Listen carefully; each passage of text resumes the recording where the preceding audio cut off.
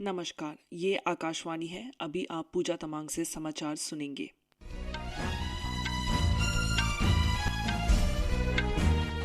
पहले मुख्य समाचार। लोकसभा चुनाव के दूसरे चरण के लिए नामांकन वापस लेने का आज आखिरी दिन है। भारतीय जनता पार्टी के वरिष्ठ नेता और प्रधानमंत्री नरेंद्र मोदी आज महाराष्ट्र में चंद्रपुर के दौरे पर है। दिल्ली की एक अदालत ने भारत राष्ट्र समिति (बीआरएस) की नेता के कविता की अंतरिम जमानत याचिका नामंजूर कर दी है। सोने और चांदी की कीमतें आज शुरुआती कारोबार में अब तक के सर्वोच्च स्तर पर पहुंच गई। उत्तरी अमेरिका में आज एक दुर्लभ खगोलीय घटना में पूर्ण सूर्य ग्रहण देखा जा सकेगा। आईपीएल क्रिकेट में आज चेन्नई सुपर किंग्स का मुकाबला कोलकाता नाइट राइडर्स से होगा। और अब समाचार विस्तार से। लोकसभा चुनाव के दूसरे चरण के लिए नामांकन वापस लेने का आज आखिरी दिन है। इस चरण में 12 राज्यों की 88 लोकसभा सीटों पर 26 अप्रैल को मतदान होगा।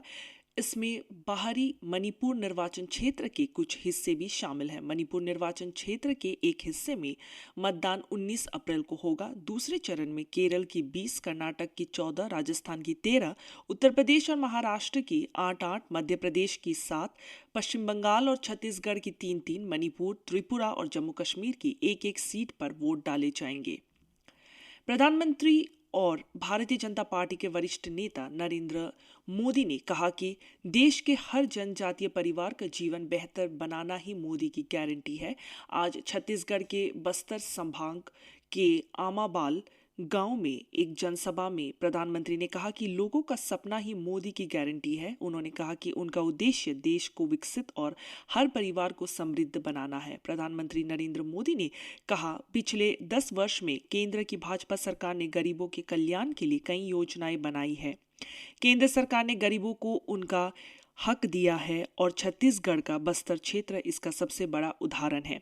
श्री मोदी ने कहा कि पिछले 10 वर्ष में देश के 25 करोड़ लोग गरीबी से बाहर आए हैं। उन्होंने कहा कि मुफ्त राशन और आयुष्मान जैसी योजनाओं के कारण लोगों का खर्च कम हुआ है और उससे उनकी बचत बढ़ी है।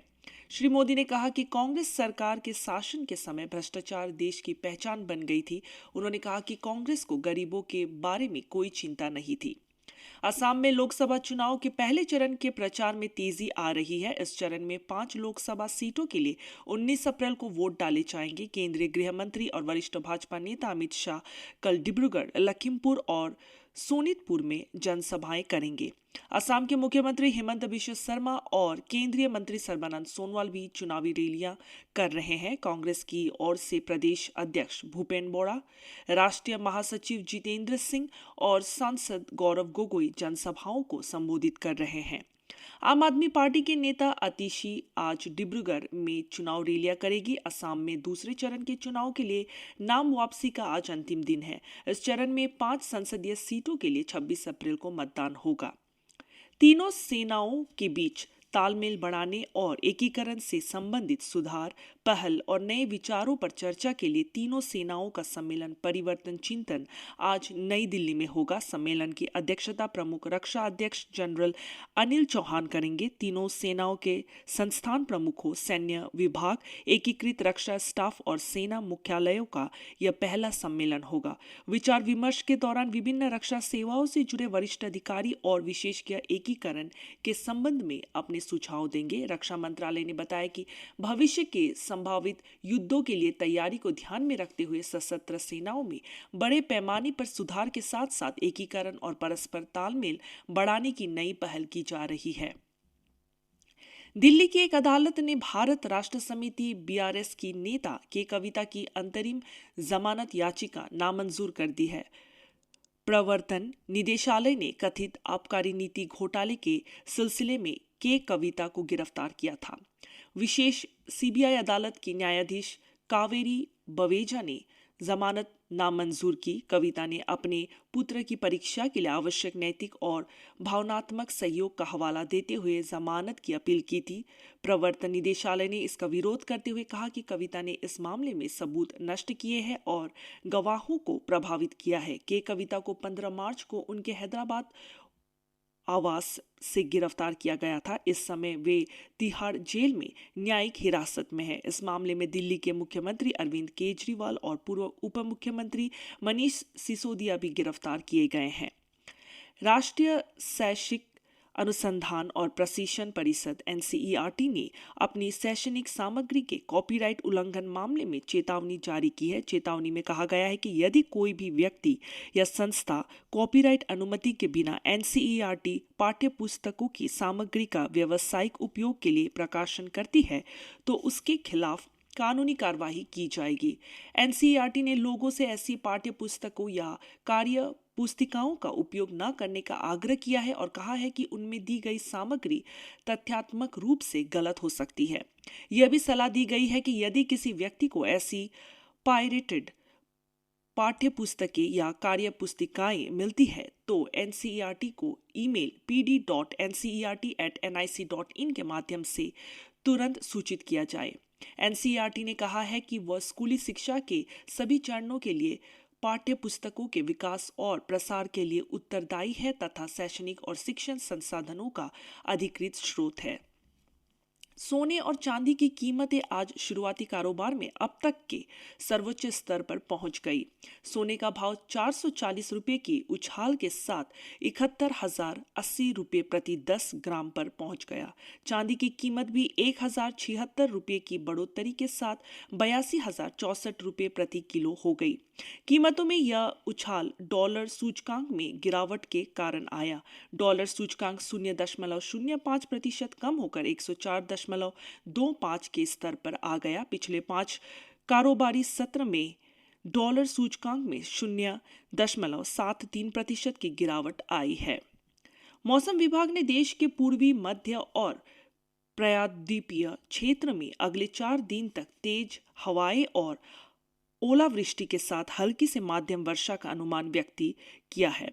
मध्य प्रदेश, छत्तीसगढ़, मराठवाड़ा, विदर्भ, झारखंड, पश्चिम बंगाल के गांगेय क्षेत्र, उड़ीसा और महाराष्ट्र में इस महीने की 11 तारीख तक गरज के साथ वर्षा होगी। इस दौरान 50 किलोमीटर प्रति घंटे की रफ्तार में हवाएं चलने की संभावना है। उड़ीसा, मध्य प्रदेश, विदर्भ, छत्तीसगढ़ और मराठवाड़ा के कुछ स्थानों में आज और कल ओले पड़ सकते हैं। राष्ट्रीय राजधानी दिल्ली में आज आसमान साफ रहेगा और तेज हवाएं चलेगी। अधिकतम तापमान 36 डिग्री सेल्सियस के आसपास रहने का अनुमान है। उत्तरी अमेरिका में आज एक दुर्लभ खगोलीय घटना में पूर्ण सूर्य ग्रहण देखा जा सकेगा। इसे प्रशांत महासागर से लेकर मैक्सिको, अमेरिका और कनाडा में देखा जा सकेगा। भारतीय समय के अनुसार सूर्य ग्रहण रात 9:12 पर शुरू होकर तड़के 2:22 पर समाप्त होगा। हालांकि लोग इस खगोलीय घटना को भारत में नहीं देख सकेंगे। सूर्य ग्रहण के दौरान चंद्रमा पृथ्वी और सूर्य के बीच से गुजरता है और सूर्य के प्रकाश को पूरी तरह या आंशिक रूप से रोक देता है। जब चंद्रमा सूर्य को पूरी तरह ढक देता है तो इसकी परछाई पृथ्वी पर पड़ती है, जिसे पाथ ऑफ टोटलिटी कहा जाता है। सूर्य ग्रहण मैक्सिको, अमेरिका और कनाडा के बीच 185 किलोमीटर के दायरे में देखा जा सकेगा। IPL क्रिकेट में आज चेन्नई सुपर किंग्स का मुकाबला कोलकाता नाइट राइडर्स से होगा। यह मैच चेन्नई के MA चिदंबरम स्टेडियम में शाम 7:30 बजे से खेला जाएगा।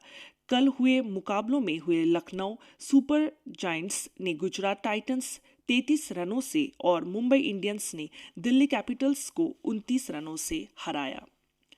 भारत और पेरू के बीच व्यापार संधि वार्ता का 7वां दौर नई दिल्ली में शुरू हो गया है। बैठक का उद्देश्य दोनों देशों के बीच व्यापार और निवेश बढ़ाने के लिए द्विपक्षीय सहयोग मजबूत करना है।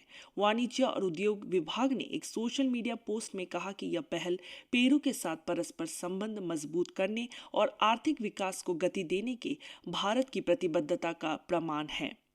आकाशवाणी समाचार सेवा प्रभाग से आज रात साप्ताहिक फोन इन कार्यक्रम पब्लिक स्पीक का विषय है आम जनता के लिए उपलब्ध पेंशन विकल्प। वित्त और आर्थिक विशेषज्ञ बलवंत जैन और शरद कोहली श्रोताओं के प्रश्न के उत्तर देंगे। कार्यक्रम के दौरान विभिन्न पेंशन विकल्पों और उन्हें चुनने के बारे में प्रश्न पूछे जा सकेंगे। यह कार्यक्रम रात 9:30 बजे से आकाशवाणी के FM गोल्ड और अतिरिक्त मीटरों पर प्रसारित होगा। इसी के साथ ये समाचार बुलेटिन समाप्त हुआ। नमस्कार।